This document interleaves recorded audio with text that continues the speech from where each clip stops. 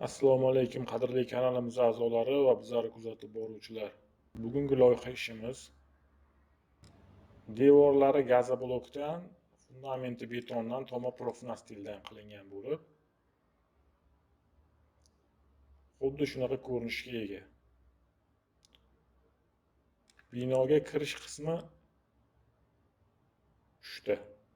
Bu mehmonxona, bu yoq tambur, keyin hovliga o'tiladi, bu yoq tambur, bu yoqda xona, bu yoqda oshxona va bu yoqda yerto'laga tushib ketsa bo'ladi.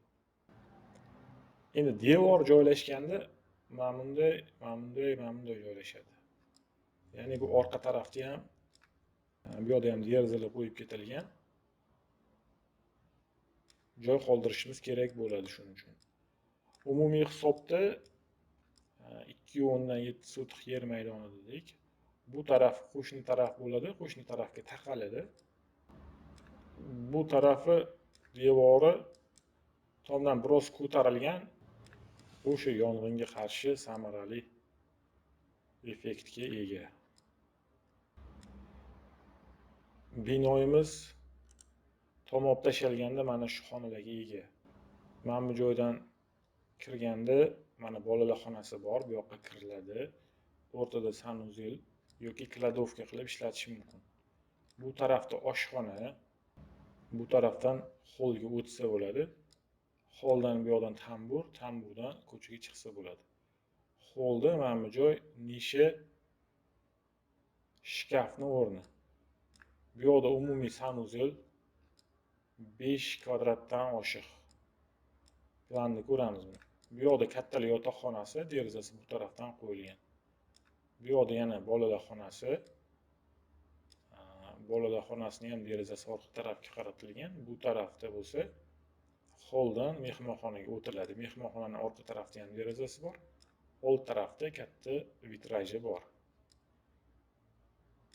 Bu tarafdan ham kirsa bo'ladi. Bu yoq endi xizmat ko'rsatish uchun obslujivaniyaga qoldirilgan. Mana oshxonadan tayyor pishgan taomlari olib o'tishga yaxshi. Shunaqa hisoblangan. Joylashuv shunaqa. Mana bu tamburimiz, o'zi devorimiz gazoblokdan ishlangan. Metal karkas qilib turib, gazoblok bilan urib qo'yiladi oralari. Uголокdan ishlanishi mumkin. Kisloyor qilib bir-biriga yopishtiriladi. Uголок shunaqa tipda ishlanishi mumkin. Endi podvol qismimizni ham ko'rishimiz kerak. Xuddi shunaqa mana fundamentimiz. Bu zina bilan tushiladi yerto'laga. Yerto'la ancha katta. Buni o'lchamini ko'ramiz. Mana 7,5 ga 3,45 ekan.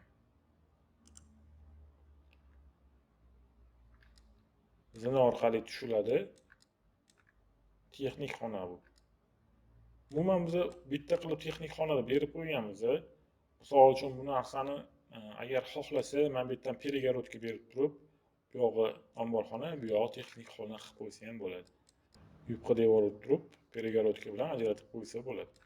Qolgan joylari monolitning lentishniy fundament. Trupa bilan to'ldirib, stashga qo'yiladi. O'zi bu loyihamizda darvozaxona qismi mana bu tarafga mo'ljallangan. Yoki kaletka berib turib, mana bu yerga darvoza, bitta naves berib qo'yilsa, mashina turishi mumkin.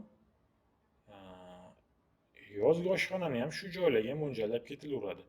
Umuman olganda demoqchimanki, kvadratura bor, xohlagancha dizaynda konsepsiya qilish mumkin. Bino tarixi. Bu bizda binoyimizni plani, mebel va jihozlar ham joylashtirib o'tilgan. Xo'p, nomlari, xonalari nomlari, metr kvadratlari, undan tashqari eshik, deraza va vitrajlarning nomlari va ular o'lchamlari, eshik va derazalar yuzasi qismida keltirilgan. Soni ham. Ya'ni eshik va derazalarning qaysi biridan nechtadan ketyapti, u ham yozilgan. Bu yoqda mana mягкий zona, holda televizor ko'rib, oilaviy suhbatlashib o'tirsa, juda yaxshi. Undan tashqari mana mehmonxonani faqat mehmonxona sifatida emas, misol o'zliga o'zi o'tirib foydalanaveradi. Umumiy xona sifatida ham foydalaniladi. Yaxshi bo'ladi. Texnik iqtisodiy ko'rsatkichlar hudud maydonini aytib o'tdik. 2,7 sotix, qurilish osti maydoni 140,1 metr kvadrat. Umumiy maydon 136,2 metr kvadrat. Qurilish hajmi 689,3 metr kub. 690 metr kub desa ham bo'ladi. Eshik va derazalar yuzasi, soni, o'lchami hammasi berib o'tilgan, uni ko'rasizlar. Bundan tashqari xomashyo sarfi miqdori deyilyapti.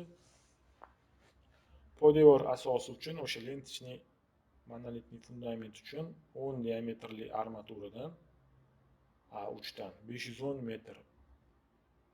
Undan tashqari beton poydevor hajmi 68,5 metr kubni tashkil etyapti. Poydevordagi sement miqdori 18,5 tonna ekan. Devordagi gaza blokimiz 1665 ta.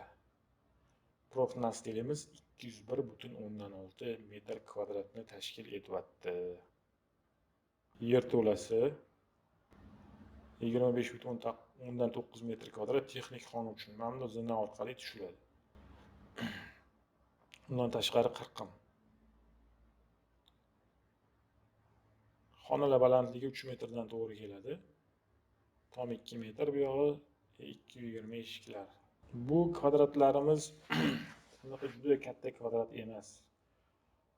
Bu loyihamizni dizaynini minimalizm stilda qilsa yaxshi bo'ladi, interyer dizaynini. Umuman olganda mebellar joylashuvi ham minimalizmga xos. Bugungi loyiha ishimiz mana shulardan iborat edi. Bizlarni qo'llab-quvvatlaysizlar degan umidda biza. Loyiha yoqqan bo'lsa, yoqdi deb yozib qo'yishingizni so'rab qolamiz. Fikr mulohazalaringizni kommentariyda bildirib o'tinglar. E'tiboringiz uchun rahmat.